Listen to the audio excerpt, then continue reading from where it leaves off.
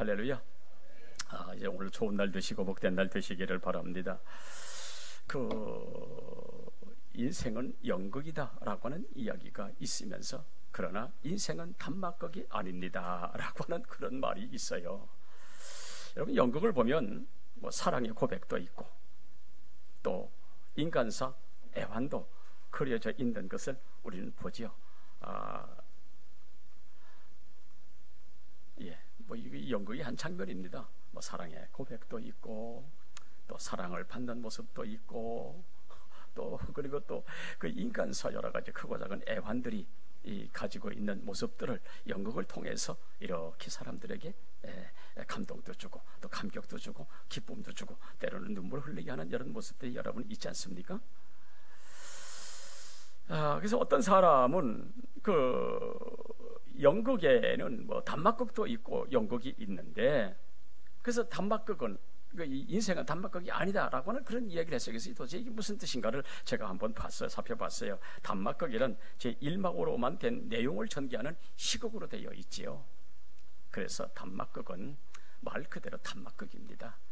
성공이든 실패이든 단 하나의 장면에서 인생의 한 부분을 이야기하는, 이게 단막극이지요. 그러나 이 단막극과는 달리 연극이 뭐가 되냐? 연극은 연속극입니다. 연속해서 1막, 2막, 3막 이렇게 연결되는 이렇게 전개가 되어지지요.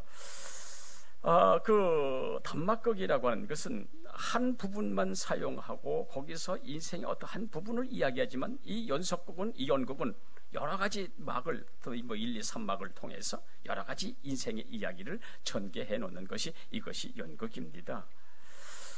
다른 말로 말하면 단막극은 장면 하나로 다양한 애환을 압축해서 전개하지만, 연극은 장면 하나를 통해서 다양한 모습들이 전개되면서 소망이 없어 우울한 장면이 있는가 하면, 세상 살아가는 일도 인해서 싸우고 지지고 하는 그런 모습도 있는가 하면, 그래서 어떻게 세상을 살아가는 이 애간장 태우는 그런 장면도 있지만, 언제 또 슬픔이 있었느냐 뜻이 또 노래 부르고 또 기뻐하는 모습들도 여러분 있잖아요. 이 연극에만 있는 것이 아니라 어찌 보면 우리 인생사에 다 그렇고 그런 얘기 아니겠습니까?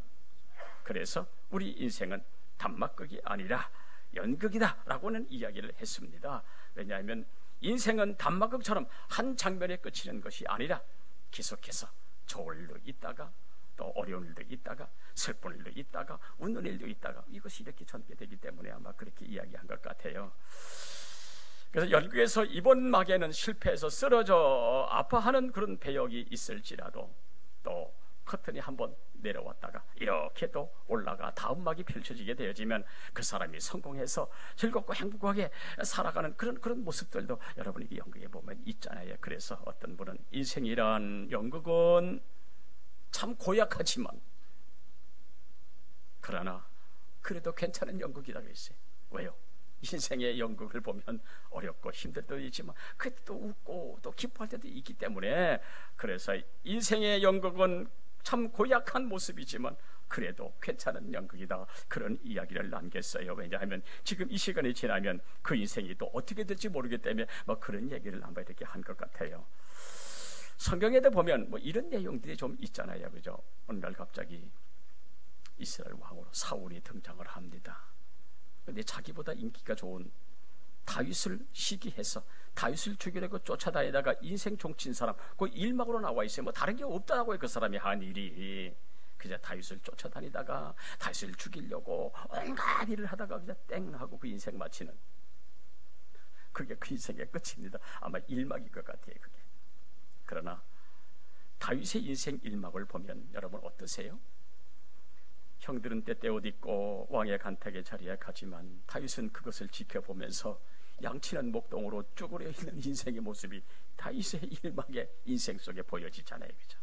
그 다윗의 2막의 인상을 보면 이제 형들의 안부를 물어보고 오너라라고 하는 아버지의 심부름으로 전쟁에 나갔다가 하나님을 모독하는 골리앗을 물리치고 나니까 이제 이 사람이 사울의 군대 장관이 되어지고, 그리고 또 미가를 아내로는 다시 말하면 사울의 사위도 되어지고 라고 이렇게 되는 모습이 있으나, 이 사울이 자기보다 인기가 많은 다윗을 없애려고 창을 던지고 그렇게 난리를 치기니 그것이 다윗의 제2막 인생. 그렇게 숨어 다니고 그렇게 고생을 하고 그저 살기 위해서 남의 나라에 들어가서 미친 척도 해야 되는 그런 다윗의 2막의 인생이 그려져 있잖아요. 그래 또 이 다윗의 3막 인생을 보면은 이제 사울이 죽었어요. 다윗이 왕이 됐어요. 어떻게 했어요? 제일 첫 번째로 기한 여인 아비나답의 집에 있는 법궤를 예루살렘으로 옮겨 얼마나 기쁜지 춤을 덩실덩실 추면서 하나님의 영광을 돌려 미갈은 아이고 저 왕이 돼가지고 주책맞게 여인들 앞에서 배꼽 내고 저게 춤을 추는 게 뭐냐라고 이렇게 핑계를 이렇게 비판했던 그런 모습도 있잖아요. 그러나 다윗은 거기에 연연하지 아니하고 어느 날 지나다가 왕궁을 지나다가 보니까 하나님의 성막이 하나님의 법궤가 성막 안에 있는 것을 바라보고 어찌 나는 이와 같이 화려한 궁전에 있는데 다윗은 법궤는 이렇게 이 장막에 있는가 휘막에 있는가라고 생각을 해서 다윗이 성전 지으려고 마음만 먹었어요. 하나님이 그걸 보시고 나단 선지자를 보내가지고 축복하셨던 놀라운 축복. 세상에 그와 같이 복받은 왕도 없고 노년까지 해피엔딩이었습니다. 이것이 다윗의 인생의 영국입니다. 그렇죠? 이렇듯 우리 인생은 너나 없이 영국 속에 살아가고 있기 때문에 잘난 사람은 잘난 대로, 못난 사람은 못난 대로, 높은 사람은 높은 대로, 낮은 사람은 낮은 대로, 못 배운 사람은 못 배운 대로, 잘 배운 사람은 잘 배운 대로 각자 인생 연극 대본을 쓰며 여러분 세상 살아가고 있잖아요. 아마도 내용은 거의 대동소이합니다. 물론 차이는 좀 있을지언정 아이고 이렇고 저렇고 이렇지만 거의 다 인생은 자기 인생 대본을 쓰며 살아가는 것이 우리의 인생의 모습이 아닌가 생각을 한번 해봅니다. 빅토르 프랭크라고 하는 사람이 그 나치 포로 소용소에서 유대인이 600만 명이 살해될 때에 아주 살아나온 유일한 사람, 이 사람이 바로 빅터 프랭크라는 사람이 인생은 왜 살아야 하느냐라고 하면서 살아가야 할 이유, 인생에게 3가지 가치가 있다 라고 얘기했어요. 그 사람이 어떤 사람이냐? 바로 이 사람입니다. 이 닥터 프랭크, 이게 600만 명 가스실에서 아주 유일하게 살아남은 사람 닥터 프랭크, 이 사람이 바로 저 사람이죠. 왜 살아야 하는가 라고 이야기를 하면서 인생의 3가지 가치를 이야기하는데, 첫째, 경험적 가치를 얘기합니다. 어떤 경험을 했든지 그 경험은 내 인생이 아주 소중한 것이다. 2번째, 창조적 가치. 지금 내가 내 인생에 걸어가면서 어떤 일을 만들어가는 그 모든 창조하는 모든 일들이 내 인생의 미래에 복이 될 것이다. 3번째, 태도적 가치. 험악한 인생길에서 내가 어떤 태도를 갖추고 세상을 살아가느냐, 그 태도에 따라서 내 인생의 가치가 만들어지기 때문에 그 태도적 가치가 자기 인생에 아주 귀한 것이고 자기 인생을 좌우할 수 있는 모습이라고 역설하는 닥터 프랭크 이야기입니다. 그렇습니다. 대부분의 사람들은 환경의 지배를 받고 살아갑니다. 그러나 성공적인 사람은 환경의 지배를 받는 것이 아니라 환경을 지배하고 살아갑니다. 성공의 사람은 오히려 환경을 탓하거나 환경을 원망하기보다는 그 환경을 오히려 성공의 발판으로 삼아 자기 최선의 기회로 삼고 살아갑니다. 그래서 그런 성공의 사람은 환경 때문에 누구 때문에 일하기 생각하기보다도 그저 내가 좀 부족하니까, 내가 좀 못났으니까, 아이고 내가 좀 잘못했기 때문에 다 내 책임이라고 하는 그 겸손한 태도와 자세가 인생 성공으로 이끌어가고 있다는 거예요. 그래서 우리의 신앙의 삶, 우리의 인생의 삶, 세상 속에 몸으로 살아갈 때에 환경 때문에 누구 때문에 원망하기보다도 나의 부족을 채우기 위하여 노력을 하고 전능하신 하나님을 의지하면 우리의 모든 인생의 삶이 성공이 될 줄로 믿으시기를 축원합니다. 어찌 많은 사람이 모든 환경이 다 내 맘대로 내 뜻대로 내게 합하겠어? 아니잖아요. 그러나 그렇지 않더라도 내가 믿는 전능하신 하나님은 나를 인도하시고 나에게 역사하실 것을 믿기 때문에 그 하나님을 의지하는 걸음 속에 하나님의 은총으로 축복의 기회를 만들고 살아간다면 복된 인생이 되는 줄로 믿습니다. 창세기 39장에 보면 17살의 요셉이라고 하는 인생이 형들에게 팔려서 애굽의 노예로 들어가죠.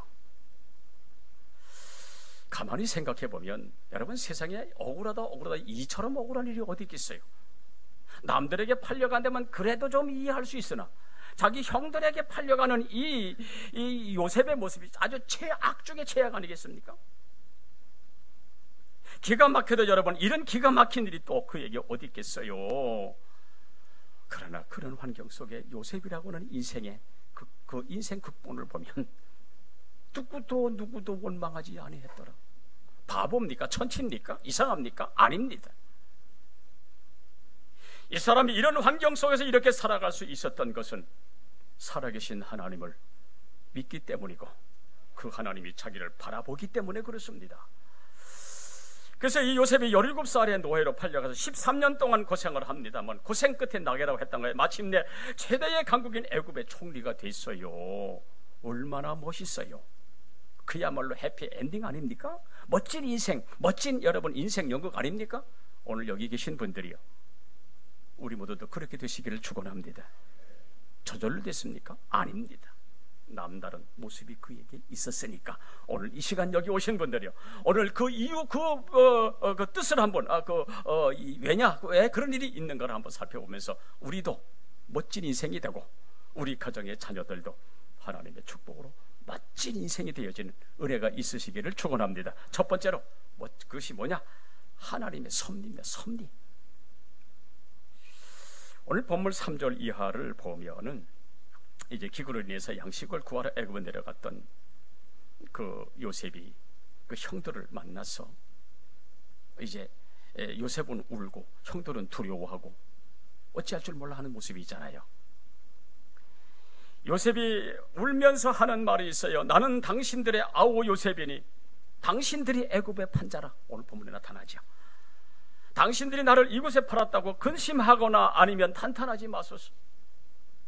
하나님이 생명을 구원하시려고 나를 당신들보다 어떻게 했다? 먼저 보내셨나이다. 하나님이 보내셨다는 거예요. 지금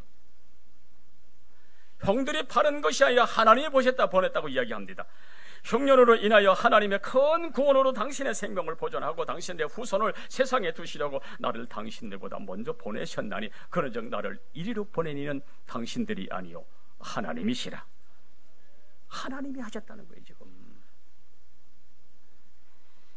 이 말은 당신들이 나를 판 것이 아니고 이 흉년을 대비해서 우리와 우리 후손을 살리려고 하나님이 나를 먼저 이리로 보내셨으니 이는 당신들이 나를 판 것이 아니고 하나님이 하셨다고 하나님의 섭리로 보고 있는 거예요. 지금 그러므로 나를 팔았다고 놀라지 말고, 뭡니까? 지금 모든 것이 하나님이 흉년을 대비해서 우리 가정과 우리 후손을 살리려고 나를 먼저 이곳에 보내셨다. 하나님의 섭리적인 얘기를 지금 하고 있는 것 아니겠어요? 여러분, 지금 다윗이 요셉이 지난 과거 여러분 잊을 수 있겠어요? 비록 세월이 지났지만 자기를 파는 형들을 바라볼 때에 여러분 그의 심정이 어떻겠어요? 자기를 구덩이에 던져 넣어가지고 죽이려 했던 형들, 자기를 노예로 팔아먹던 그런 사람들, 생각하면 생각할수록 땅을 치고 통곡하고 그래도 시원치 않을 그 사람들이 지금 눈앞에 있단 말입니다. 세상에 이럴 수가 있느냐고 수없이 자신에게도 물어봤을 것 아니겠어요? 성경에 그런 모습은 없죠. 우리 같으면 어떻겠어요? 그렇게 편안하게 아버지의 사랑을 받고 살아가던 자기가 어느 날 갑자기 노예로 전락해 버렸어요. 형들이 팔아먹은 거예요. 우리 생각 같은 거 이제 이가 갈리고 속상하고 그저 한두 맺히고, 왼수는 외나무 다리에서 만난다고 하면서 우리 같으면 아마도 양식은커녕 그저 지도권이 곤장을 치고서 두들겨 패도 시원찮을 겁니다. 여러분 그런 모습 아니겠어요? 하지만 분명한 것은 요셉은 보디발의 집에서 노예로 시작하여 13년 동안 옥살이 하지만은 그 마음은 노예나 죄수가 아니었다는 겁니다.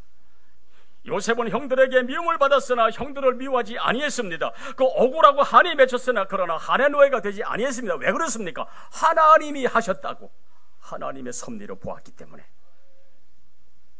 이것이 요셉이라고 하는 사람이 아주 위대한 신앙입니다. 여러분, 지난날 당한 고통 이거 생각하면 어떠세요? 억울하고 분하고 원통해서 자민들 여러분 제대로 잘겠어요?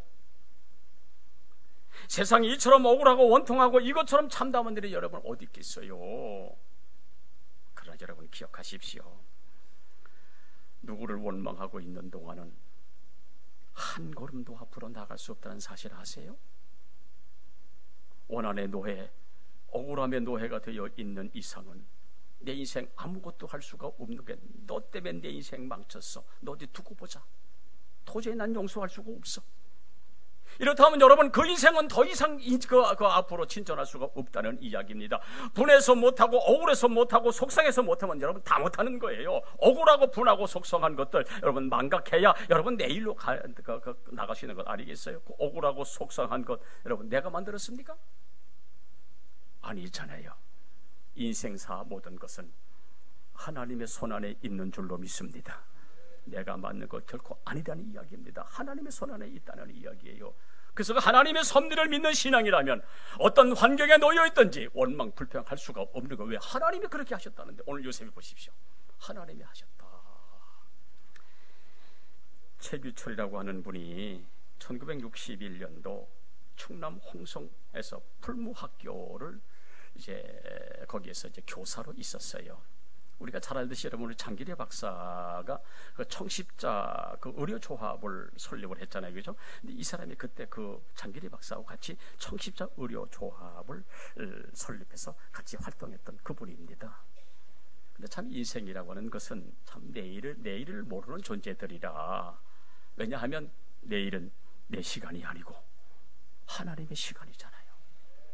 그러니 내일 우리 인생이, 그죠? 오늘 하나님의 인도를 받고 우리 찬양대 우리 찬양했습니다만은 순간순간마다 하나님의 인도를 받고 하나님의 간섭을 받고 하나님의 축복을 받는 것이 얼마나 그것이 복인지 모르겠어요. 이 최규철하는 이분이 어느 날 교통사고가 났어요. 차가 그냥 내다 같이 부딪혀 버렸어요. 이분 차 타가 불이 나버렸어요. 3도 화상을 입었어요. 그래서 30번이나 수술을 했어요. 30번의 그 수술을 거쳐서 겨우 목숨을 건졌지만 얼굴도 엉망이고 귀도 없고 코도 없고 입도 형체를 알아볼 수 없을 만큼 아주 찌그러졌어요. 그렇겠지요. 차가 부딪혀서 차에 불이 났어. 3도 화상을 입었으니 온전하게 뭐 있겠습니까? 그때 그의 나이가 몇 살인지 아십니까? 31입니다. 그는 청력도 잃어버리고 한쪽 눈도 잃어버리고 녹아내리는 손은 갈퀴처럼 되어버렸고 귀는 그저 겨우 한쪽 귀가 조금 남아가지고 겨우 안경만 이렇게 걸치도록 되어 있으니 여러분 그 모습이 오죽했겠어요? 여러분 생각해보세요. 이분을 보는 수많은 사람들이 다 이분 피해가. 왜? 사람이 아니요. 이분을 보는 어린 아이들도 마찬가지 두려워가지고 다 도망가. 그러면서 이분에게 별명을 지어줬어요. E.T.라고. E.T. 같다고. 하지만 그는 경기도 가평에 대안학교 두밀리 자연학교를 세워가지고 복음을 전하면서 도시 아이들에게 자연과 법할 수 있는 기회를 제공하는 그런 일을 하고 있어요. 험난한 역경을 딛고 일어나서 타버린 몸으로 많은 사람에게 희망을 주면서 그의 외침이 뭔지 아세요? 인생의 삶에는 두 가지 F가 있다. 첫째 하나는 forget, 잊어버려라. 두 번째 forgive, 용서해라. 만약 사고가 난 뒤에 그 고통을 잊지 않았다면 지금 자기는 살지 못했다는 겁니다. 만약에 나를 이렇게 만든 그 사람을 내가 용서하지 아니했다면 나는 내 인생 지금 없다는 얘기예요. 하필이면 내가 난 차가 다른 사람이 가서 들이박아가지고 내 인생 이렇게 종치게 해. 그렇게 생각하고 땅을 치고 통곡했다면 여러분 오늘의 자신은 없었다는 거예요. 모두가 다 하나님의 섭리로 보고 하나님이 하신 일로 보고 다 잊어버리고 용서했다. 이미 지나간 일 누구에게 잘못이 있더라도 내가 먼저 용서하자. 그리고 용서받자. 그리고 내가 먼저 잊어버려야 내게 생명을 다시 주신 주님께 감사할 수 있지 않겠느냐. 뭐예요 이게 지금? 하나님의 섭리를 지금 이야기하는 겁니다. 하나님의 섭리 속에 다시 생명 주신 하나님께 감사할 수 있는 것이 자기에게 복이라고 이야기하는 거예요. 뭡니까? 하나님의 섭리로 지난 과거 다 잊을 수 있었기 때문에, 그래서 그건 지금 감사하고 있다라고 이야기하면서 그 사람이 이런 이야기를 했어요. 생명이 얼마나 소중한 것인 줄 아십니까? 생명이 얼마나 귀한 것인 줄 아십니까? 행복이 얼마나 가까이 있는 줄 아십니까? 기쁨과 감사가 얼마나 작은 것에서부터 시작되는지 아십니까? 나는 지금 행복합니다. 그 이유는 내 몸이 불에 타서 거의 다 잘려나갔으나 남겨주신 것에 감사하고, 얼마나 감동. 남겨주신 것에 감사하고, 뭉개진 손가락이 있고 다리는 멀쩡해 걸어 다닐 수 있어 감사하고, 남이 나를 이티라고 부르지만 내 마음속에 감사하는 마음을 주신 것에 감사하고, 얼마나 감동스럽습니까? 여러분, 무엇이 이렇게 그 사람으로 하여금 강하게 만들어 주었을까요? 다른 것이 아닙니다. 인생사 모든 것은 하나님이 하신 것이고 하나님의 섭리 속에 있는 것이고, 그러면 내가 먼저 용서하고 내가 용서를 받고, 이것이 이 사람의 삶의 모습이었습니다. 하나님이 지금도 나로 하여금 이렇게 살게 하시는 것은, 비록 내 몸이 지금 이티처럼 생겼지만 나를 향한 하나님의 뜻이 거기 있는 줄로 믿고 살 이유가 있다고 자신 있게 이야기하는 이 사람, 최규철이라고 하는 사람, 바로 이 사람입니다. 여러분 보실까요? 여러분 이티 알죠? 이티 저렇게 생겼잖아요.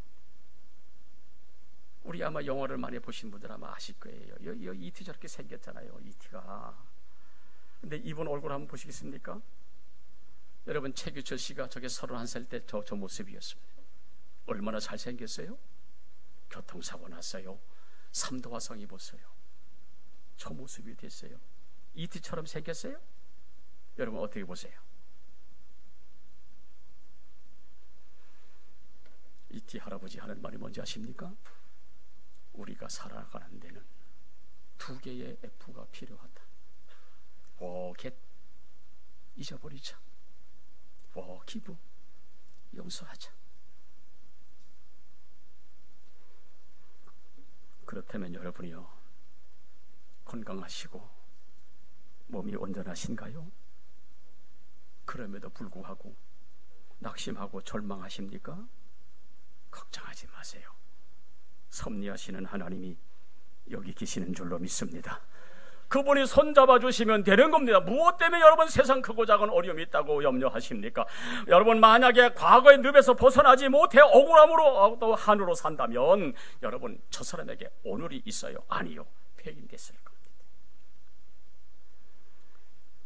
요셉도 과거에 매여 살아가지 아니하고 하나님의 섭리로 믿고서 주어진 현실에 비록 노예지만 최선을 다했던 모습들, 그러니 형들도 보디발도 원망치 아니했더니 하나님이 은혜 주시는 날, 하나님이 세워주시는 날, 하나님의 축복 속에 총리가 되어졌어요.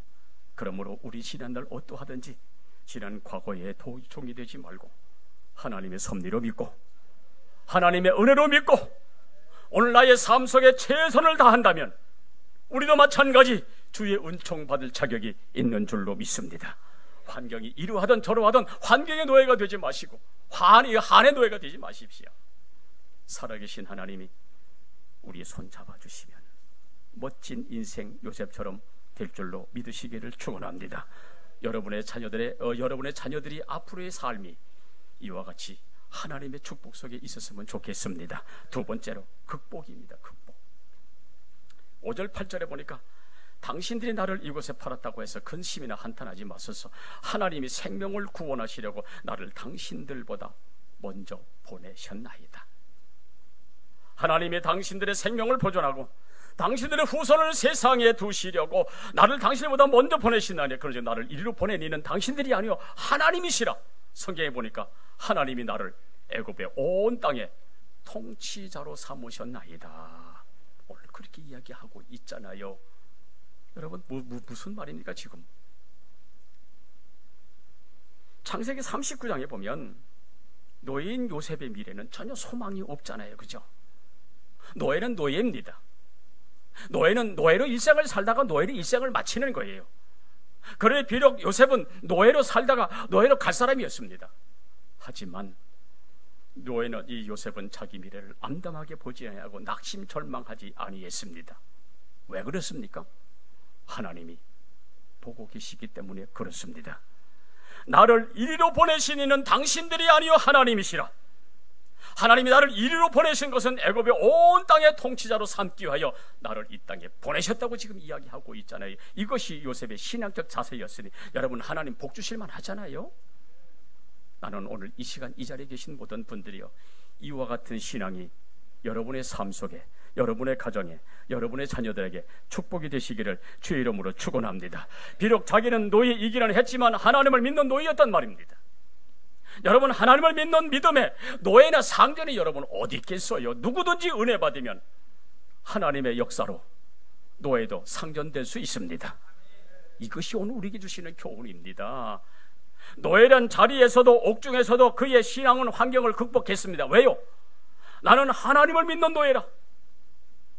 그러면 우리가 머문 자리가 비록 연약한 자리요 낮은 자리라 할지라도 하나님이 보고 계시니, 하나님이 알고 계시니, 하나님이 축복하시면, 하나님이 손잡아 주시면 된다는 여러분 이 신앙 아니겠어요? 여러분 이것이 요셉의 신앙이에요. 이것이 믿음이요, 여기에 기적의 역사가 일어났다고 한다면 오늘 이 자리에 계신 분들이요, 오늘 이 신앙이 저와 여러분의 신앙이 되시기를 예수 이름으로 축원합니다.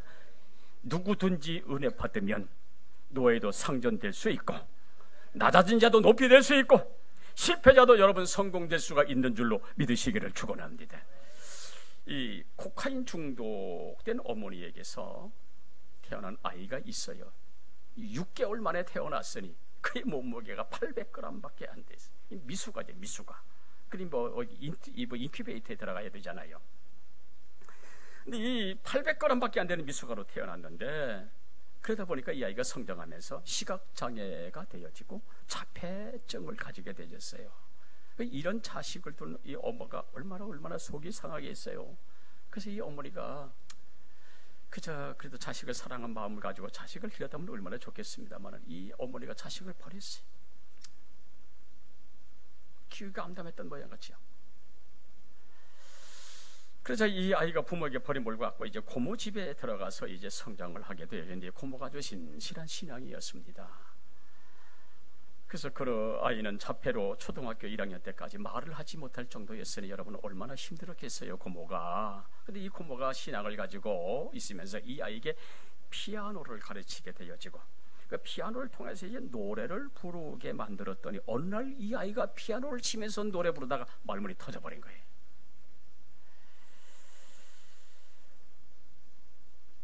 그래서 이 아이가 무수한 노력 끝에 얼마나 여러분 노력했겠어요. 이 시각장애에다가 자폐에다가 말도 늦게 터졌으니 제대로 여러분 이게 뭐 소통이 되겠습니까만, 그러나 무수한 노력과 무수한 그 현실 극복을 여러분 위해서 이렇게 애를 썼더니 이 아이가 덴마크 BTS라고 불리는 아주 복음 전하는 찬양 사역자가 됐어요. BTS 알죠? 유명한 우리나라 우리 K-팝의 그 가수.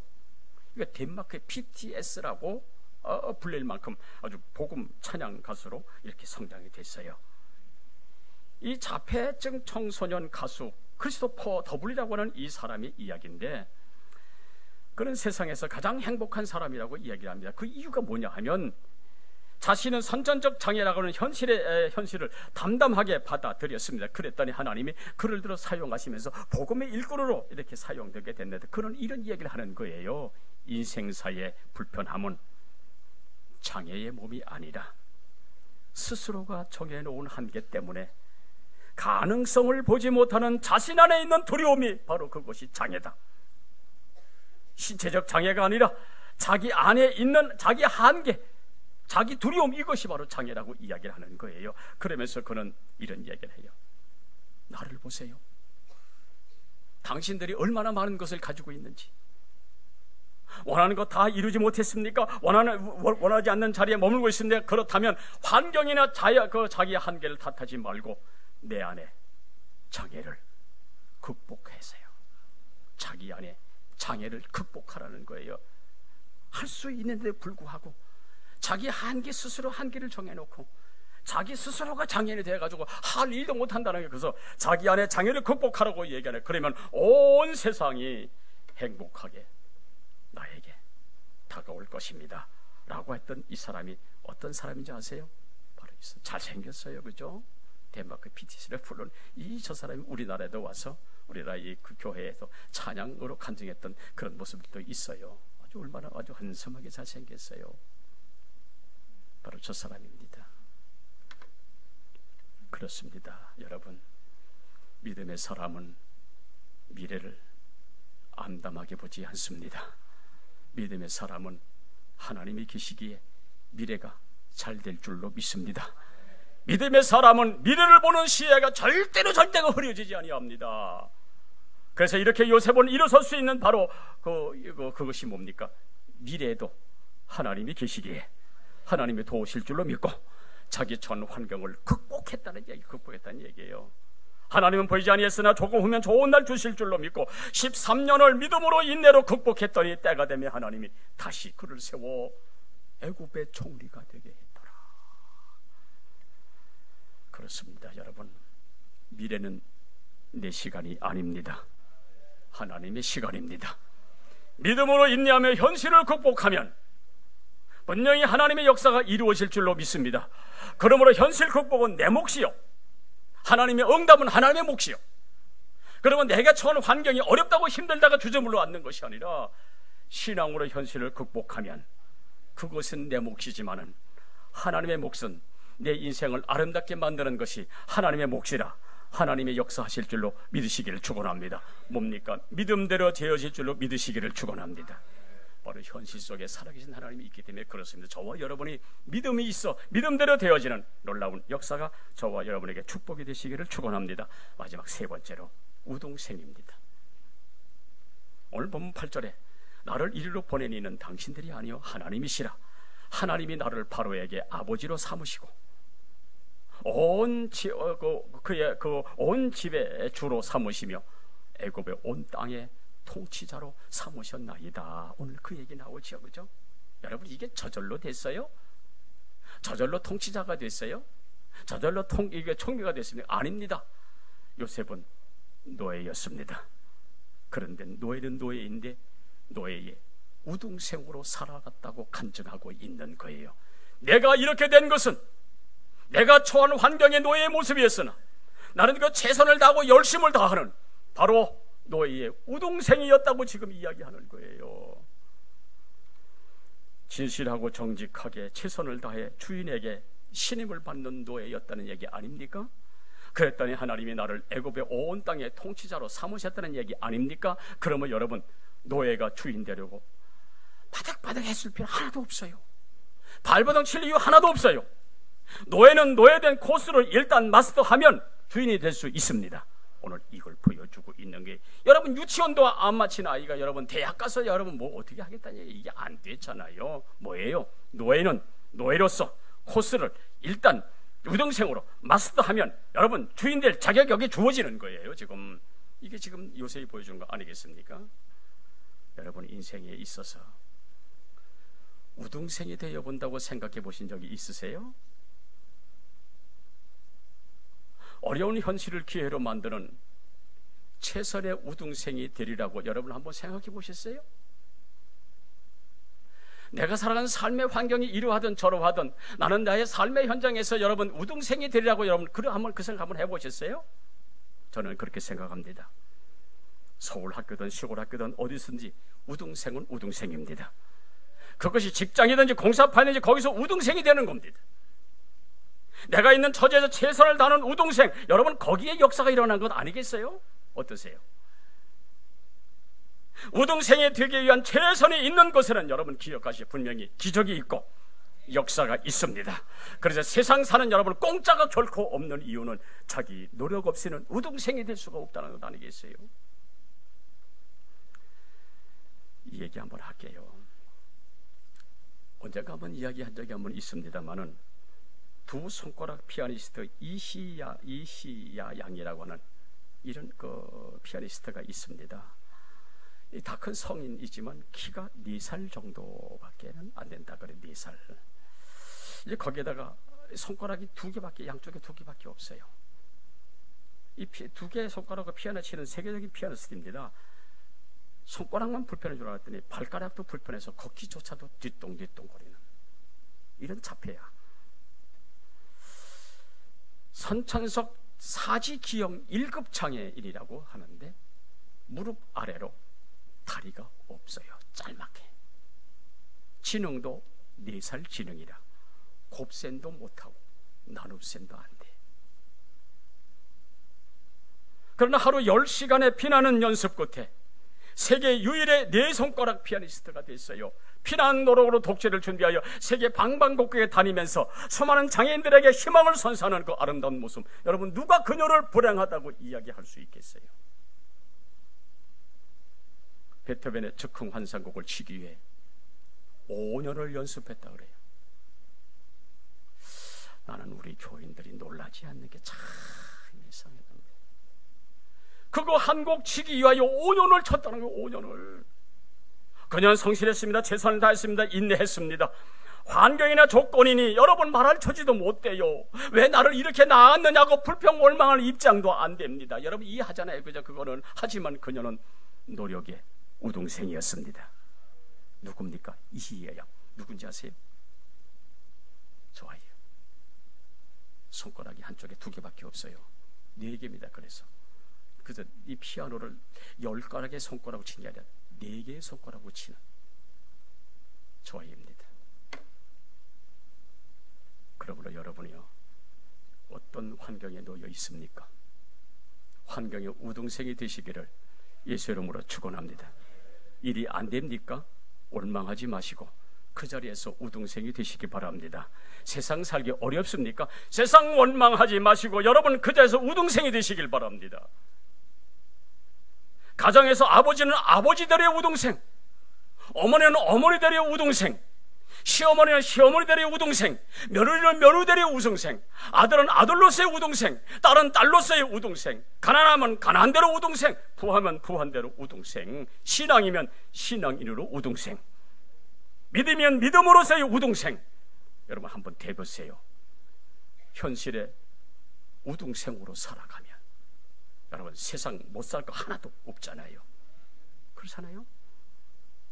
노력이나 힘써보지도 않고 주저몰로 앉아가지고 아이고 어렵다, 아이고 힘들다라고 원망 불평한다면 여러분 거기 무슨 역사가 일어나겠어요? 내가 사는 환경이 비록 연약한 아주 환경이라 할지라도 환경의 우등생이 되어 살아간다면 우등생 되게 만들어 주실 줄로 믿습니다.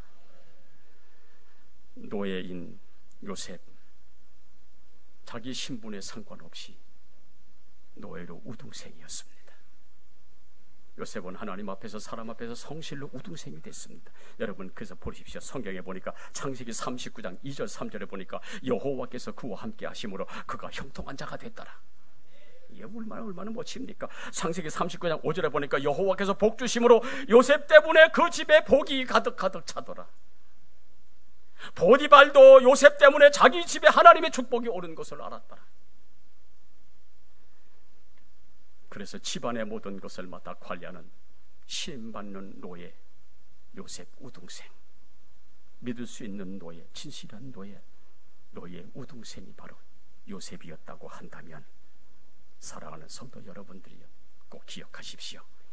이 요셉이 우등생으로서의 코스가 끝날을 즈음에 하나님은 요셉을 들어 애굽 총리라고 하는 다른 코스로 향하게 하시니, 아멘. 내가 머문 자리에서 최선의 노력을 하고 거기서 우등생으로 살아갔더니 오늘날 하나님이 요셉의 손을 잡아 이끌어가지고 총리로 가는 코스로 인도하고 있더라. 여러분 그 얘기 아니겠습니까? 오늘 여기 계신 분들이, 여러분의 자녀들도 그런 놀라운 역사가 있으시기를 축원합니다. 우등생이 되어지시면, 우등생이 되어질 수만 있다면 하나님의 역사가 거기 있는 거예요. 요셉은 신앙으로 환경을 극복하여 섬김의 우등생으로 최선을 다했습니다. 누가 하라 해서가 아니고 해서도 아닙니다. 무서워서도 아닙니다. 시켜서도 아닙니다. 다만 신앙의 격으로 살아갔더니 마침내 하나님이 그를 높이 이렇게 드셨어요. 그래서 창세기 45장 5절에 요셉이 하는 유명한 간증이 뭔지 아세요? 당신들이 나를 판 것이 아닙니다. 우리 가족을 위해서 하나님이 나를 먼저 이리로 보내신 것입니다. 8절에 보니까 나를 이리로 보내시니 당신이 아니요 하나님이시라. 오늘 그렇게 이야기하고 있잖아요. 얼마나 멋져요. 요셉은 팔렸다는 의식에서 하나님이 보내셨다는 의식으로 살아가는 삶의 우등생이 되었더니 하나님의 놀라우신 역사로, 하나님의 주권적인 역사로 여러분 그가 총리가 되었습니다. 뭡니까? 이 세계의 성공 비결은 뭐예요? 날마다 순간마다 삶의 순간에 하나님을 의식하면서 팔렸다는 의식이 아니요 하나님이 보내셨다는 의식이요. 이게 그의 성공의 비결을 한다면 우리 살아가는 삶의 현장이 어렵더라도 어떤 일이라 할지라도 하나님이 나를 여기 보내셨구나 인정하시면 됩니다. 이게 신앙 아닙니까? 왜 나를 이렇게 보내고 왜 나를 이렇게 살게 하고 왜 내 꼬라지가 이 모양이라고 여러분 이야기하지 마십시오. 왜요? 모든 인생의 삶은 하나님의 손안에 있기 때문에 하나님을 의식하는 신앙이 거기에 축복이 주어지는 거예요. 여러분 그뿐만 아니고요, 메사의 요셉이 믿음의 우승생으로 살아갔더니 여러분 잘 들으십시오. 나는 이 성경 보고 깜짝 놀랐습니다. 이렇게 믿음의 우승으로 살아갔더니 하나님이 그의 자녀들과 후손들에게 놀라운 축복을 주신 것 여러분 한번 보시겠습니까? 한번 묻겠습니다. 이스라엘이 몇 지파입니까? 12지파입니다. 12지파에 요셉 지파가 있습니까? 없습니다. 요셉 지파 없어요. 12지파가 없어요. 왜 그랬을까요? 12지파 중에 레위 지파는 제사장 지파라 빠졌습니다. 그리고 12지파 중에 요셉 지파는 빠지고 요셉 지파 대신에 요셉의 아들 에브라임, 므낫세가 12지파 속에 속했습니다. 그래서 에브라임 지파는 이스라엘 대표 지파가 됐어요. 하나님이 이렇게 하시는구나. 여러분 예수 잘 믿으시기 바랍니다. 신앙생활 잘 하시기 바랍니다. 이것이 우리 자녀들, 우리 가정에 복이 된다니까요. 이스라엘 12지파 중에 요셉 지파가 아니요 요셉의 두 아들 에브라임과 므낫세가 12지파에 속해가지고 에브라임 지파는 모든 이스라엘 지파의 대표 지파가 되어졌어. 여러분 성경을 읽고 열왕기상하 역대상하를 읽어보세요. 이스라엘 지파 하면 누굽니까? 에브라임. 에브라임이 나오면 이스라엘 지파구나 금방 알 수 있어요. 저절로 됐습니까? 아니요. 부모가 잘 살았기 때문에, 믿음으로 살았기 때문에 그 자손에게 하나님의 복을 주신 거예요. 그러므로 부모된 여러분들이 우리 예수 잘 믿어야 하는 이유는 먼 훗날 우리 자녀들이 하나님의 축복받음을 보고 웃어야 되지를 않겠어요. 자녀 때문에 우는 자가 아니고 자녀 때문에 여러분 웃는 자가 되어지면 여러분 이거 행복한 인생 아니겠어요? 바로 이것이 요셉의 모습입니다. 그렇다면 나의 현실, 내가 처한 나의 자세 어떻습니까? 환경에 대한 나의 반응 원망입니까? 뭡니까? 믿음으로 잘 살아가는 부모에게는 자식도 잘 되고 자식도 형통하고 자식이 복을 받고 성경이 그렇게 말씀하고 있다면 여러분 우리 신앙 자세가 어떠해야 하는가를 지금 보여주고 있는 게, 그러므로 여러분 세상 만사가 어떠하든지 진짜 신앙으로 사시기를 축원합니다. 여러분 우리 신앙이 진짜 가짜 하면 이게 흔들리게 되어지면 여러분 이게 만사가 다 흔들린 거 아니겠어요? 그래서 우리 신앙은 진짜 신앙이 되어서 진짜 신앙으로 살아가는 사람은 여러분 세상 만사 염려 없어요. 왜냐하면 하나님은 믿음대로 역사하시고 믿음대로 축복하시기 때문에 그렇습니다. 진짜 신앙은 하나님이 책임져 주시니, 그러나 가짜 신앙은 하나님 모르세 하시는 거예요. 오늘 이 시간 여러분들이야 우리 인생사 살아가잖아요. 멋진 믿음의 사람이 되어서 하나님이 책임주시는 은혜가 있으시기를 예수 이름으로 축원합니다. 그러므로 주님이 나와 함께 계심을 믿는다면 아까 우리 찬양 때 우리 찬양했어요. 하나님이 인도하시는 대로 무엇입니까? 하나님이 함께 하신다는 얘기 아니겠습니까? 요셉 같은 환경에 겸손할 줄 알고 축복이 우리를 기다릴 줄로 믿고 신앙의 우등생이 되세요. 그래야만 주님 책임져 주시는 줄로 믿습니다. 우리 이 얘기 하나 하고 그냥 마칠게요. 좀 시간이 갔습니다만은 요셉에게는 형들이란 가시가 있어요. 참 찌르는 가시였죠, 그죠? 또 보디발과 그의 아내라고 하는 가시가 있었어요. 얼마나 고통스러웠겠어요. 13년간 감옥이라고 하는 환경의 가시가 있었어요. 요셉에게 은혜를 입은 관원장들의 믿지 못할 가시도 있었어요. 하지만 그 가시가 오히려 요셉의 꽃이 되고 보니 야곱의 70명 식구가 살고 애굽의 총리라는 향내가 여러분 얼마나 아름답습니까? 그렇다면 여러분, 우리에게도 가시가 있습니다. 그 가시가 뭡니까? 내 성격, 내 자신, 내가 가진 옹졸함, 이것이 나의 가시일 수도 있고요.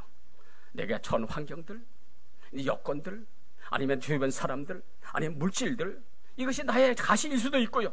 나의 부족함이 나의 가시일 수도 있습니다. 그러나 나의 우동생으로 세상을 살아가는 사람은 그 가시가 향기로운 꽃으로 피어나게 하리라고 하는 이 믿음 가지고 여러분 세상을 살 수 있는 거예요. 아이고, 나는 가시 때문에 못 살아, 나는 저 사람 때문에 못 살아, 나는 이 환경 때문에 못 살아, 이게 아니고 그 가시가 나로 하여금 향기 나는 사람이 되게 하는 일이라고 한다면 여러분, 그 가시는 우리에게 복이 될 줄로 믿으시기를 축원합니다. 그러므로 가시 때문에, 환경 때문에 누구의 탓하거나 원망하지 말고 가시 때문에 더 기도하고 더 최선을 다하고 믿음의 우동생이 되어진다고 한다면 오히려 우리에게는 그 모든 가시가 꽃이 되게 하여 나를 찌르는 가시를 부끄럽게 하고 그 가시는 나의 꽃이 되어 내 인생에 아름다운 향기로 가득하게 할 것이니까 오늘 이 시간 여기 계시는 분들이요, 세상에 가시가 없는 사람이 어디 있겠어요? 이것 때문에 가시고 저것 때문에 가시고 이 사람이 가시고 저 사람이 가시고 부모가 가시고 자식이 가시고 다 가시 있단 말이죠. 그러나 그 가시가 어떠한들 원망하지 마시고 그 가시 때문에 오히려 나의 인생이 아름다운 꽃을 필 수 있는 모습이 되어진다면 인생의 성공자가 되는 줄로 믿습니다. 이 축복의 주인공 되시기를 축원합니다. 하나님 감사합니다. 오늘 이 시간도 주의 말씀을 듣고 다시금 우리의 신앙의 우등생이 되기 위하여 멋진 신앙으로 살아가겠습니다. 그것이 나도 잘되고 내 가정도 잘되고 내 자녀가 잘되는 모습이라고 한다면 주여 우리 그렇게 살게 해 주시옵소서. 예수님의 이름으로 축복하며 기도하옵나이다. 아멘.